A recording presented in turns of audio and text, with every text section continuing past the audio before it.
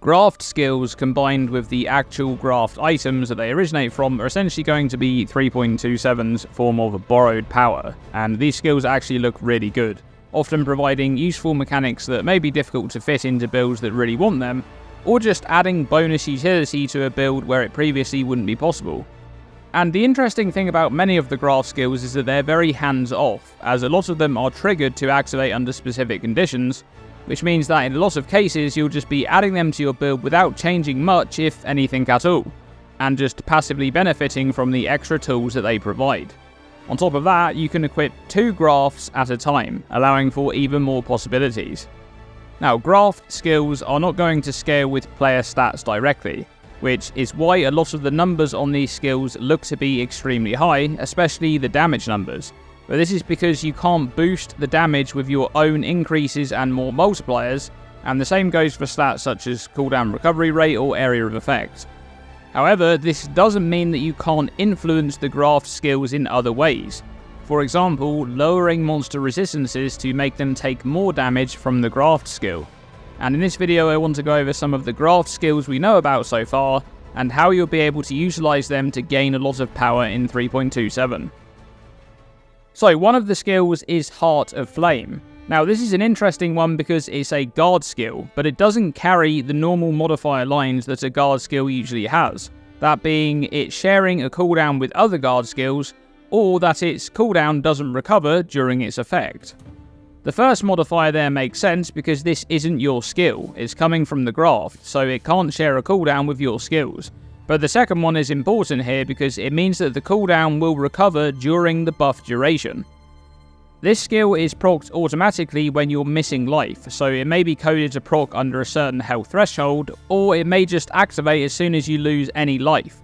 And the buff lasts for a duration of 8.4 seconds here on this level 30 skill, and it takes 80% of the damage from incoming hits before your life or energy shield.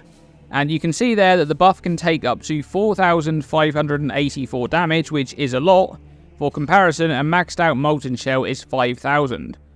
Now the crazy thing about this one is some of the other information we know about Grafts.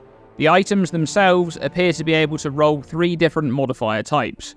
One modifier type that grants some stats to you specifically to your character, one that grants stats to the Graft skill to make it stronger, and one that is more economy based for the Graft blood system, which is kind of the way that you feed the tree to be able to craft items. And one of the modifiers that can be rolled for the Graft skill is skills used by this Graft have increased cooldown recovery rate.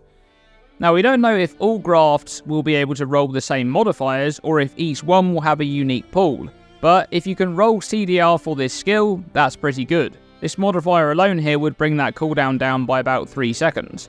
And then for the buff itself, even though you can't modify the duration with your own stats to skill effect duration, you will be able to artificially extend the buff duration on yourself with sources of slower expiry rate for effects, such as the Rune Graft of the Warp or Self-Curse Temporal Chains.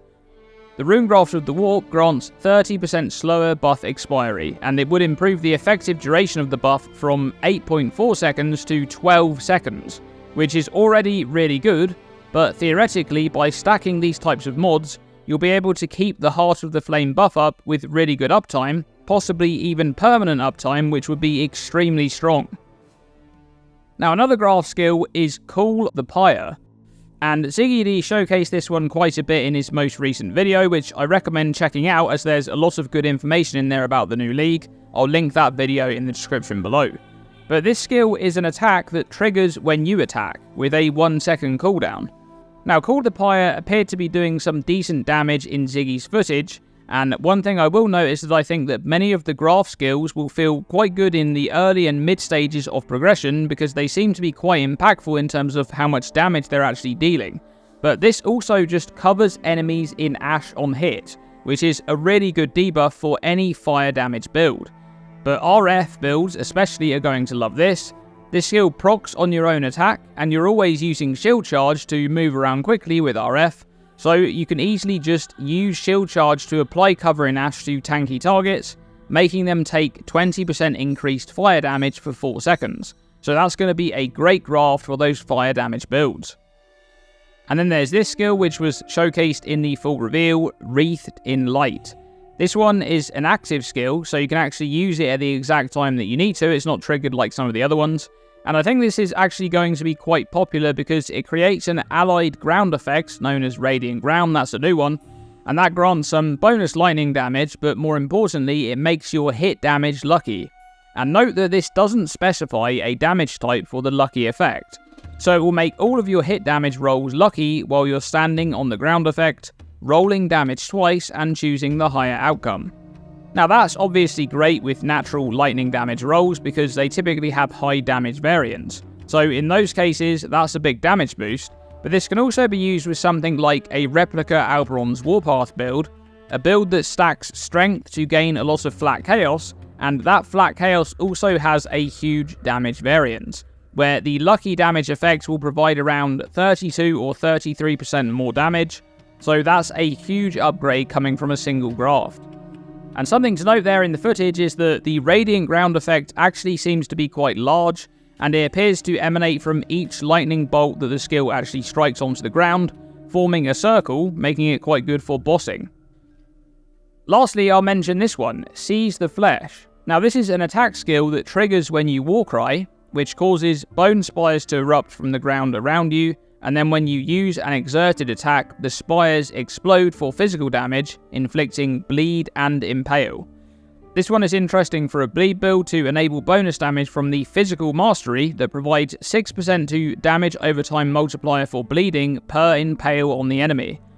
The Seize the Flesh skill creates 8 bone spires, and each spire explosion will inflict impale if it's in range, and bleed builds typically do not attack anywhere near as fast as other attack setups. Something like Bone Shatter of Complex Trauma Bleed could benefit nicely from this.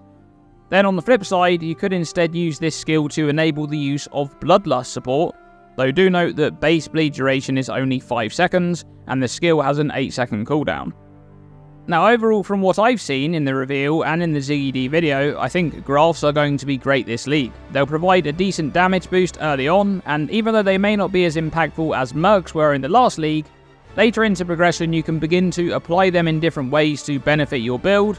And even on top of that, there's also the bonus stats that come from Grafts as well, so there's a lot of potential there for min-maxing into the endgame too. And we're also missing the information on about half of the skills, I think. I believe we've only seen about 7 or 8 different Graft skills, and I think Mark in the trailer said that there was 16 in total, so we'll have to wait and see exactly what they do. I'm sure there'll be some really interesting ones in the mix. But that's going to be it for this video. Thanks for watching, and as always, stay tuned and stay safe.